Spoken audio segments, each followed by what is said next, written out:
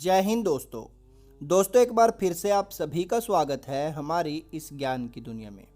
दोस्तों आज के हमारे इस वीडियो में हम आपको बताएंगे शिव महापुराण रुद्र संहिता के द्वितीय खंड के अध्याय 21, 22 व 23 की कथा। तो चलिए वीडियो को शुरू करते हैं अध्याय 21वें से, जिसमें शिव सती विहार के बारे में बताया गया है। तो नारद जी ने पूछा, हे पितामह ब्रह्मा जी, शिव जी के विवाह के पश्चात सभी पधारे देवी देवताओं और ऋषि मुनियों सहित श्रीहरि और आपको विदा करने के पश्चात क्या हुआ? हे प्रभु, इससे आगे की कथा का वर्णन भी आप मुझसे करें। यह सुनकर ब्रह्मा जी ने मुस्कुराते हुए कहा, हे महर्षि नारद, सभी उपस्थित देवताओं को विवाहोपरांत भगवान शिव और देवी सती ने प्रसन्नतापूर्वक विदा कर दिया। तत्पश्चात देवी सती ने सभी शिवगणों को भी कुछ समय के लिए कैलाश पर्वत से जाने की आज्ञा प्रदान की। सभी शिवगणों ने महादेव जी को प्रणाम कर उनकी स्तुति की। तत्पश्चात उन्होंने भगवान शंकर से वहां से जाने की आज्ञा मांगी। आज्ञा देते हुए महादेव जी ने कहा, जाएं, लेकिन मेरे स्मरण करने पर आप सभी तुरंत मेरे समक्ष उपस्थित हो जाएं। तब नंदी समेत सभी गण वहां भगवान शिव और देवी पार्वती को अकेला छोड़कर कुछ समय के लिए कैलाश पर्वत से चले गए। अब कैलाश पर्वत पर भगवान शिव सती के साथ अकेले थे। देवी सती भगवान शिव को पति रूप में प्राप्त कर बहुत खुश थी। बहुत कठिन तप के उपरांत ही उन्हें भगवान शिव का सानिध्य मिल पाया था। यह सोचकर वह बहुत रोमांचित थी। उधर देवी सती के अनुपम सौंदर्य को देखकर शिवजी भी मोहित हो चुके थे। वे भी देवी सती का साथ पाकर अपने को धन्य समझ रहे थे। एकांत पाकर शिवजी अपनी पत्नी सती के साथ कैलाश पर्वत के शिखर पर रमण करने लगे। तो दोस्तों यहाँ पर समाप्त होता है अध्याय 21 और शुरू होता है अध्याय 22, जिसमें शिव और सती के हिमालय गमन की कथा कही गई है। कैलाश पर्वत पर श्री शिव और दक्ष कन्या सती के विविध विहारों का विस्तार से वर्णन करने के बाद ब्रह्मा जी ने कहा, नारद, एक दिन की बात है कि देवी सती भगवान शिव को प्रेम पूर्वक प्रणाम करके दोनों हाथ जोड़कर खड़ी हो गई।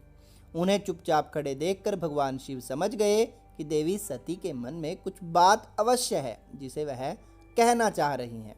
तब उन्होंने मुस्कुराकर देवी सती से पूछा कि हे प्राणवत्सला, कहिए आप क्या कहना चाहती हैं? यह सुनकर देवी सती बोली, हे भगवान, वर्षा ऋतु आ गई है। चारों ओर का वातावरण सुंदर व मनोहारी हो गया है। हे देवादिदेव, मैं चाहती हूँ कि कुछ समय हम कैलाश पर्वत से दूर पृथ्वी पर या हिमालय पर्वत पर जाकर रहें। वर्षा काल के लिए हम किसी योग्य स्थान पर चले जाएं और कुछ समय वहीं निवास करें। देवी सती की यह प्रार्थना सुनकर भगवान शिव हंसने लगे। हंसते हुए ही उन्होंने अपनी पत्नी सती से कहा कि प्रिय, जहाँ पर मैं निवास करता हूँ वहाँ पर मेरी इच्छा के विरुद्ध कोई भी आ जा नहीं सकता। मेघ भी मेरी आज्ञा के बिना कैलाश पर्वत की ओर कभी नहीं आएंगे। वर्षा काल में भी मेघ सिर्फ नीचे की ओर ही घूमकर चले जाएंगे। हे प्रिय, तुम्हारी इच्छा के विरुद्ध कोई भी तुम्हें परेशान नहीं कर सकता। फिर भी यदि आप चाहती हैं कि हम हिमालय पर्वत पर चलते हैं।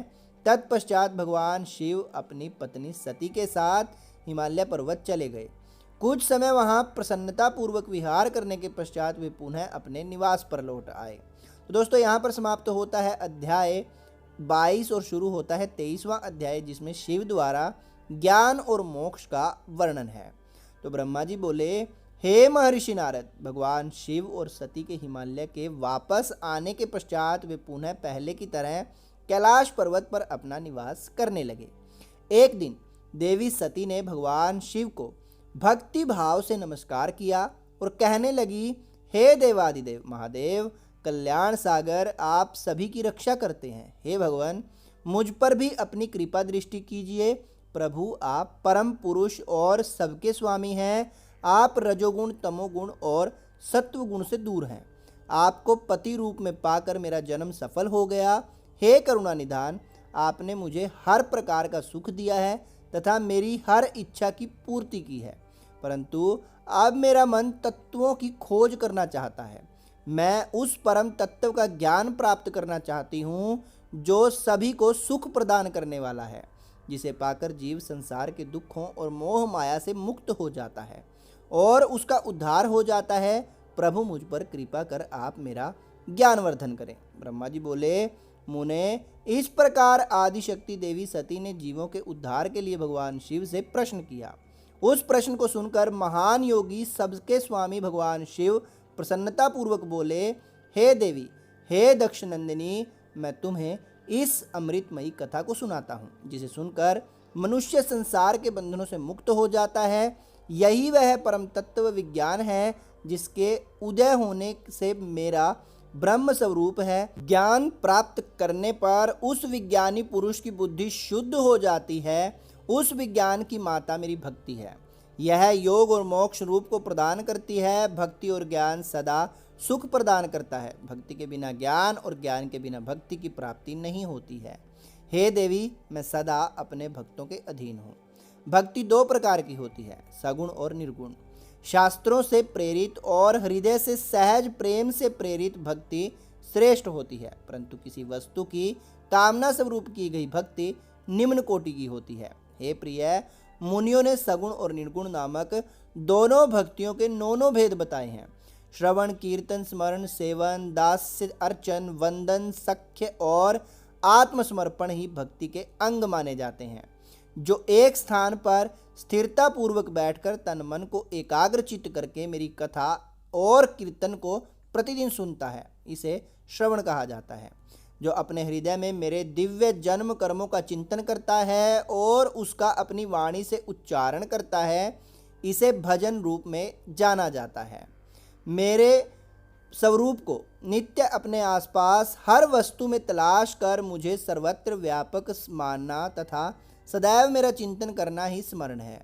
सूर्य निकलने से लेकर रात्रि तक, सूर्योदय तक हृदय और इंद्रियों से निरंतर मेरी सेवा करना ही सेवन कहा जाता है।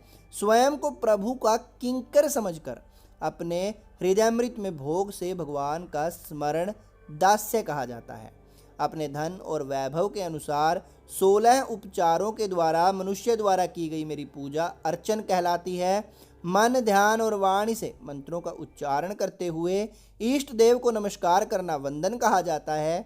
ईश्वर द्वारा किए गए फैसले को अपना हित समझकर उसे सदैव मंगल मानना ही सख्य है। मनुष्य के पास जो भी वस्तु है वह भगवान की प्रसन्नता के लिए उनके चरणों में अर्पण कर उन्हें समर्पित कर देना ही आत्मसमर्पण कहलाता है। भक्ति के यह 9 अंग भोग और मोक्ष प्रदान करने वाले हैं। ये सभी ज्ञान के साधन मुझे प्रिय हैं। मेरी सांगोपांग भक्ति ज्ञान और वैराग्य को जन्म देती है। इससे सभी अभीष्ट फलों की प्राप्ति होती है। मुझे मेरे भक्त बहुत प्यारे हैं। तीनों लोकों और चारों युगों में भक्ति के समान दूसरा कोई भी सुखदायक मार्ग नहीं है। कलयुग में जब ज्ञान और वैराग्य का ह्रास हो जाएगा, तब भी भक्ति ही शुभ फल प्रदान करने वाली होगी। मैं सदा ही अपने भक्तों के वश में रहता हूँ।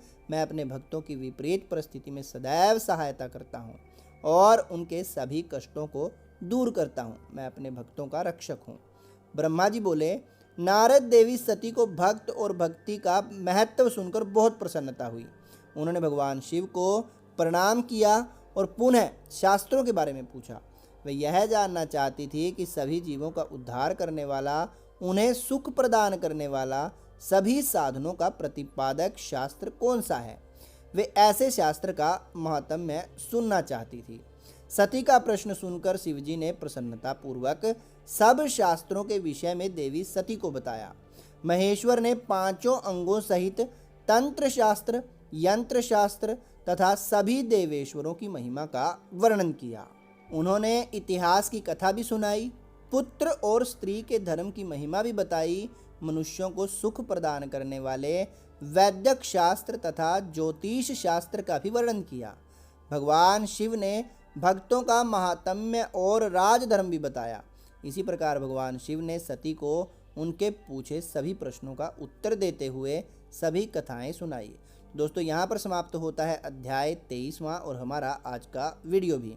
अगर आपको वीडियो पसंद आया हो तो वीडियो को लाइक करें और शेयर ज़रूर करें। जल्दी ही मिलेंगे आपको फिर से एक और नए वीडियो के साथ। तब तक के लिए जय हिंद, जय भारत।